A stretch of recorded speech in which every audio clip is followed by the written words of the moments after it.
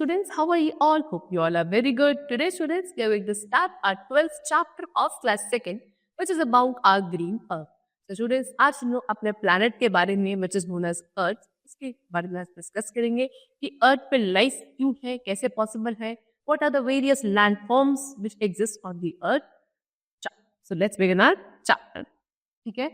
So सबसे पहले students, they have given us the picture of the earth. See, ये आपका अर्थ है, ठीक है? कैसा है? It is round like an orange or a ball. The earth rotates on its own axis. This is called a rotation. This causes day and night. The earth also revolves around the sun, which is called revolution. This causes change in seasons. So इसकी shape बिल्कुल round shape है, जैसे एक orange या एक बड़ी सी ball में होती है, इस तरीके की इसकी शेप है. अर्थ क्या करता है स्टूडेंट्स? अपने एक्सिस पे क्या करता है? इस तरीके से रिवॉल्व रोटेट करता है, ठीक है? तो इसको बोला जाता है रोटेशन. जब ये अपने खुद के एक्सिस पे रोटेट करता है उसको आप रोटेशन कहते हैं. और रोटेशन की वजह से ही आपके अर्थ पे डे एंड नाइट पॉसिबल. उसके साथ अर्थ क्या करता है? सन के अराउंड भी रिवॉल्व करता है, उसे रिवोल्यूशन बोला जाता है. और जब रिवोल्यूशन होता है उसकी वजह से सीजन्स में चेंज आता है ना? चलो, now we come to what? Globe. So student, this is the picture of globe which they have shown us. ठीक है? ग्लोब क्या है स्टूडेंट्स? ग्लोब अर्थ का एक मॉडल है, ठीक है? A model of the earth is called a globe. Our teacher uses the globe to explain about the earth. आपकी टीचर यूजुअली स्कूल में ग्लोब का यूज करती होंगी, है ना, अर्थ के बारे में आपको एक्सप्लेन करने के लिए. तो ये आपके अर्थ का मॉडल होता है जिसको आप क्या कहते हो? ग्लोब. तो हमारा जो अर्थ का सरफेस है उसमें स्टूडेंट्स दो पार्ट होते हैं, एक होता है लैंड और एक होती है वाटर. ओके, लैंड से 1/4 ऑफ द सरफेस, यानी कि अगर आप पूरे अर्थ को ऐसे 4 हिस्सों में डिवाइड करो, सिर्फ इतना, this 1/4 portion which is your land. बाकी ये सारा पोर्शन क्या है? आपका वाटर. ठीक है, ठीक है. See, the earth is surrounded by air. उसके बाद आपको बोल रहा है अर्थ के चारों तरफ क्या है? एयर है, ठीक है? Air covers the earth like a blanket. This blanket of air is called atmosphere. Land, water and air are necessary for life. So earth के अराउंड क्या है? एक एयर की लेयर है जिसने पूरे अर्थ के सरफेस को सराउंड कर रखा है ब्लैंकेट की तरफ. इसको हम एटमॉस्फेयर कहते हैं. तो वाटर भी प्रेजेंट है. एयर, वाटर एंड लैंड, ये सभी लाइफ को पॉसिबल बनाने के लिए जरूरी होते हैं. Land is not the same everywhere, it has different form. अगर आप लैंड की बात करी जाए तो लैंड पूरे अर्थ सरफेस से एक जैसी नहीं है, उसकी डिफरेंट फॉर्म्स प्रेजेंट होती हैं. तो अब हम उन्हीं डिफरेंट लैंड फॉर्म्स के बारे में डिस्कस करेंगे, जिसमें कि नंबर 1 है प्लेन. तो स्टूडेंट्स, ये आपको पिक्चर गिवन है प्लेन. तो प्लेन क्या होता है? आपका low level flat land is called a plain. We grow crops, fruits and vegetables on it. Most of the people live in plains. Rivers flow on plains. तो आपके ऐसी land जो लो लेवल पे होती है और बिल्कुल फ्लैट होती है, उसको आप प्लेन्स कहते हैं. प्लेन एरिया पे आप क्रॉप्स, फ्रूट्स, वेजिटेबल्स बहुत अच्छे से ग्रो कर सकते हो. ज्यादातर लोग प्लेन्स पर ही रहना पसंद करते हैं. रिवर्स भी प्लेन में ही फ्लो करती है.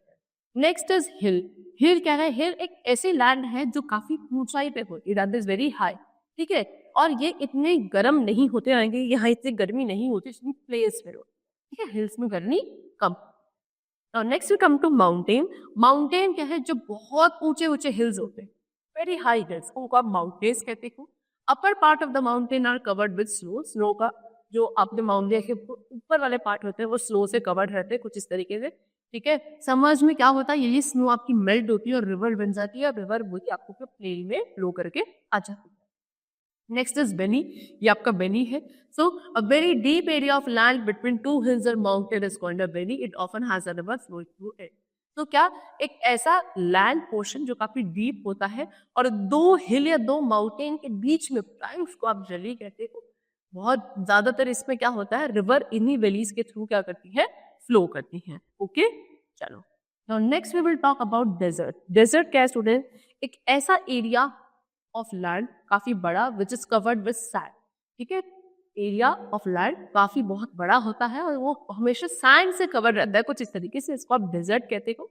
यहाँ पे पानी बहुत कम होता है, बहुत ही कम यहाँ प्लांट्स होते हैं, गर्मी यहाँ बहुत ज्यादा है. डेजर्ट, ठीक है? चलो. Earth is also called a blue planet due to presence of water. ठीक है, अर्थ को आप लोग क्या कहते हो? ब्लू प्लैनेट भी कहते हो. क्यों? क्योंकि यहाँ पे वाटर सबसे ज्यादा प्रेजेंट है. 3/4 ऑफ द सर्फेस हमारा अर्थ वाटर से ही कवर्ड है. ऑन वर्ल्ड अर्थ डे आपका सेलिब्रेट किया जाता है स्टूडेंट्स एवरी ईयर और 22 ऑफ अप्रैल. ओके, चलो. Now next we come to island. Island क्या है?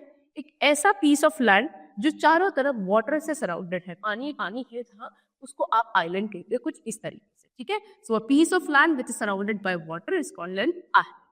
ठीक, चल. Now next we come to river. River क्या है? सिर्फ a big channel of flowing water is called a river. It flows from land to sea. एक बहुत बड़ा क्या flowing water का channel, उसको आप river कहते हो. river आपके कहाँ लैंड वाले पोर्शन से फ्लो करके कहाँ भी जाती है, सीज वगैरह जाके मिल जाती है.